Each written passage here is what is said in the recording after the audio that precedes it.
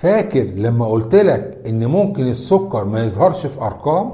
بقول لك ايه، السكر مش شرط يبان بس في تحليل. السلام عليكم، معاكم دكتور سكر، ودلوقتي هقول لك ازاي السكر ممكن يأثر على عينيك. انت عارف ايه اكتر جملة بسمعها من مرضى السكر اللي بيتابعوا معانا؟ انا شايف كويس والله يا دكتور، بس انا ساعات بحس ان الدنيا ضباب. وقفة بسيطة بقى هنا من فضلك. المشكلة ان الضباب ده مش بيبقى من الجو، الضباب ده بيكون من جواك انت شخصيا. خليني اقول لك بقى ان السكر لما بيزيد اول حاجة بيروح عليها للاسف هي عينيك. بيبدأ يبوظ الشعيرات الدقيقة اللي بتغذي الشبكية بتاعت عينيك. يعني بكل بساطة الكاميرا اللي بتصور لك حياتك بتتخرب وتبوظ على الهادي. طب انت عارف بقى ايه اللي يخوف اكتر؟ انك مش هتحس بالكلام ده في الاول. يعني ممكن تبقى شايف لكن الشبكية بتكون بدأت تتأثر. انت اكيد خفت صح؟ بس خليني اقول لك ان لسه في امل طول ما في متابعة. دكتور سكر بيقول لك تحاليل دورية وفحص قاع عين على الاقل مرتين في السنة حتى لو نظرك كان سليم. ما تسيبش عينك تتأثر وافحص بدري علشان دايما تكون مطمن. ما تنساش شوف الحلقات اللي فاتت واستنانا بقى في اللي جاي.